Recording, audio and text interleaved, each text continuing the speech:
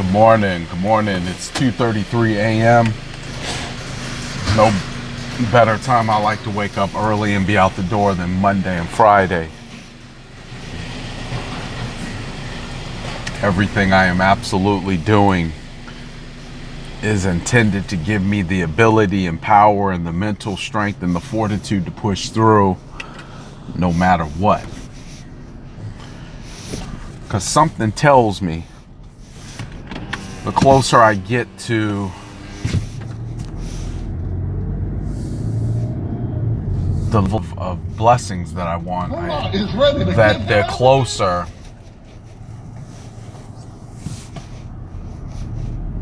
I'm going to come up against more things that come at me. Does that make sense?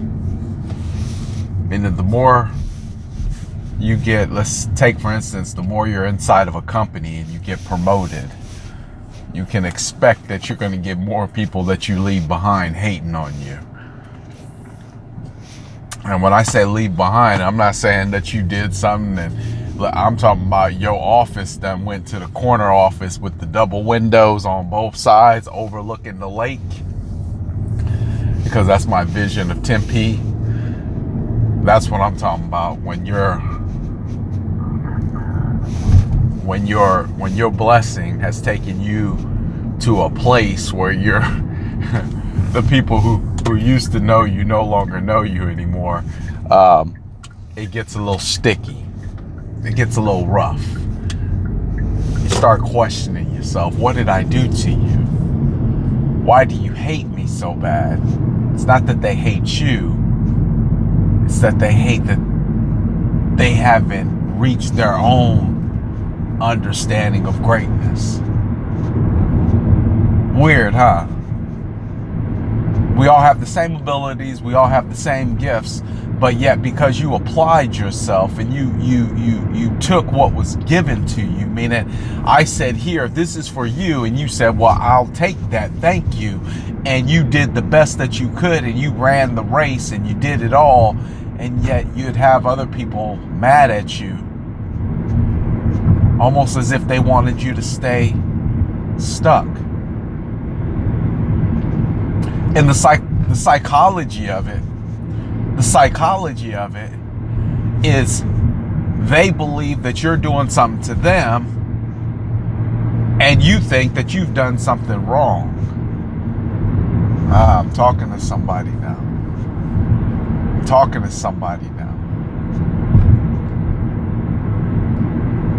But then when you actually sum it up and give a real good look at it, oh, we all got the same opportunity. You know, that promotion became available, but for some way, somehow, you made it. See, here's how you know that somebody, when you're going up against a hater, or you're going up against somebody who feels equally blessed.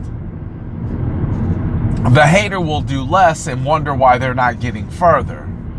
The person who's equally blessed will congratulate you.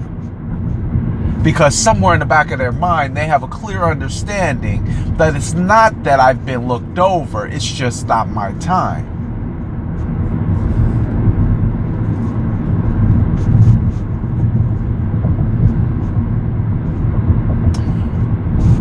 I pay, it's funny, as soon as my bills, like all my bills, as soon as they come in and I open them up, I'm the one that pay. I don't know how I got into that job. I don't know how I got that position because I didn't used to have that position. I remember why.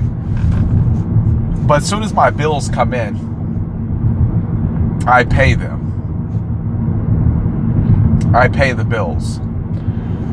And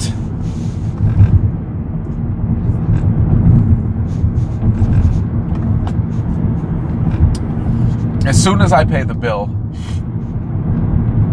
I always rip it up and toss it.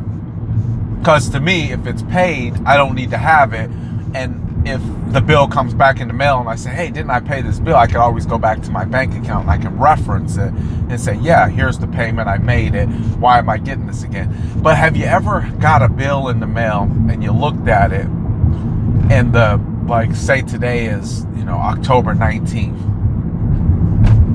And I look at the bill and it says not due until November 1st.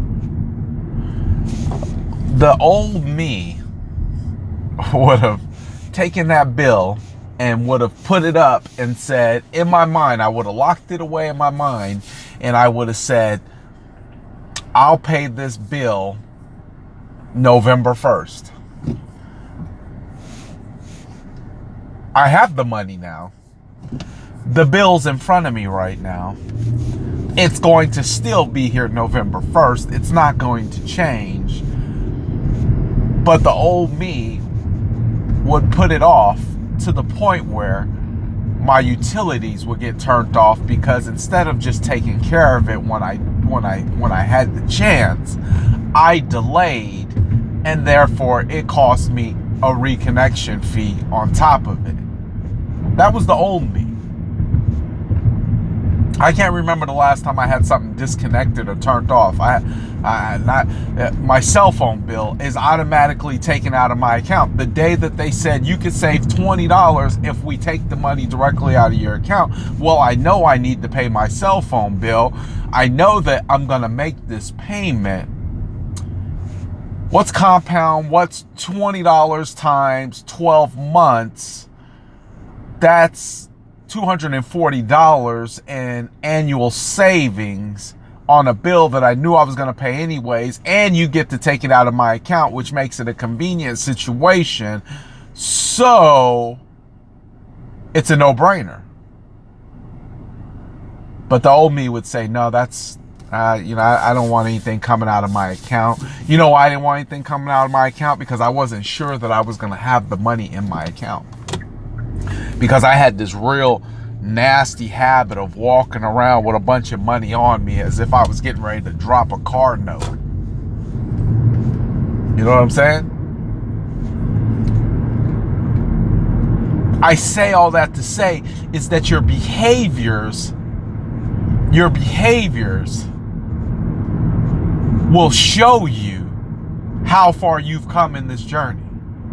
If you still have the same bad behaviors, that could be a reason why promotion hasn't come your way. And when I get to analyzing and looking at things, I say, I done changed a whole lot. No wonder the haters are hating. And I had a great conversation. And when I say a great conversation, it doesn't have to last 2 hours. It could just be a quick 5 minutes, and I'm getting laced up with something that really gives and pours into me. And it said, you got to understand something. You think you haven't changed. You think you haven't changed. Understand what I'm getting ready to say. You don't see the change. Because for you, it's just natural.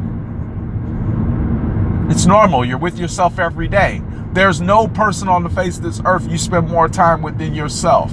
Not one. Not one. And if you spend any amount of time like that with a person or yourself, the subtle changes, the big changes are not that evident. It's not that evident. It's like a child growing. He doesn't really know how tall he's growing until one day he's standing next to his mother and he's like, I'm the same height as you. It wasn't even a thought. It was just, I wake up, I go to school, I play with my friends, and that's that. It did not become a thought until he stood side by side with a comparison and said, wow, I've grown. I've grown. Look how big I am. Mom, I'm bigger than you. Wow, Dad. Now they start seeing the growth and the progress. I'm gonna be close. I'm almost be as big as you. Oh, wow, the refrigerator, I used to not be able to look on that top shelf, but look at me now.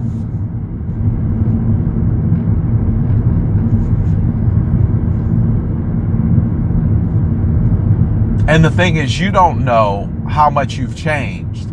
So when you approach somebody and you think you're talking to them the same, you don't notice the change, but they do. And it makes them feel a certain kind of way.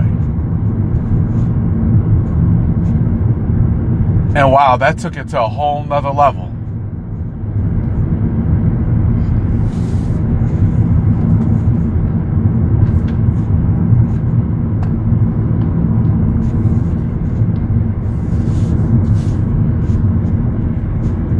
Sometimes you will believe that you have done something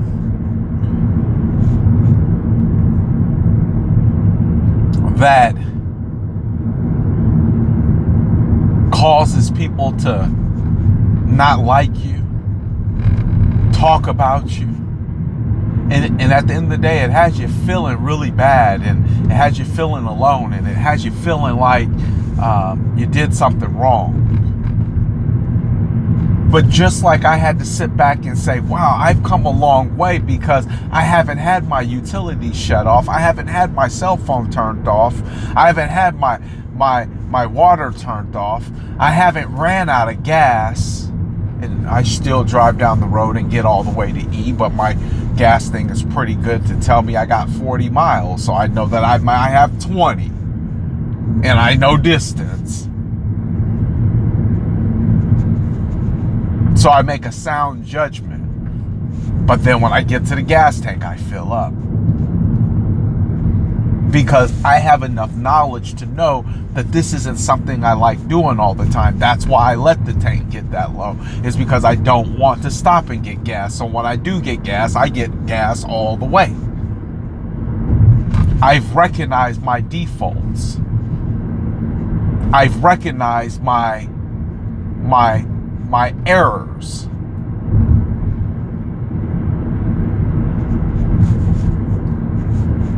And I also recognize where I am weak at.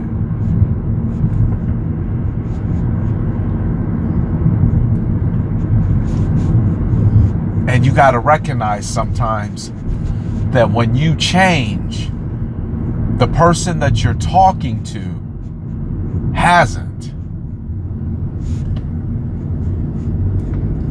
And they're looking at you like, who are you? Who do you think you are? And you're just being you, the person that you've developed into, evolved into.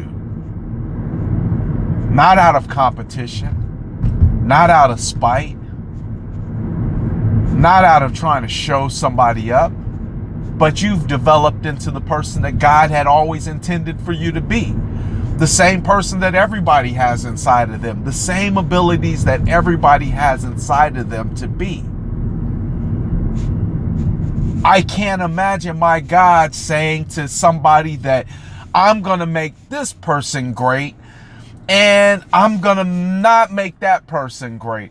I'm going to make this person work at McDonald's and I'm going to let this person be a Fortune 500 CEO where their pension is bigger than the U.S. deficit. That would be almost as unfair as a parent showing more favor to one child and hoping that the other one fails.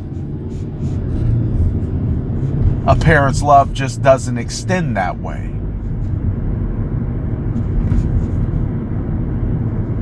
If God is above everything, that's not how his love works. So it leads me to believe that it's a choice. But never dumb down your situation.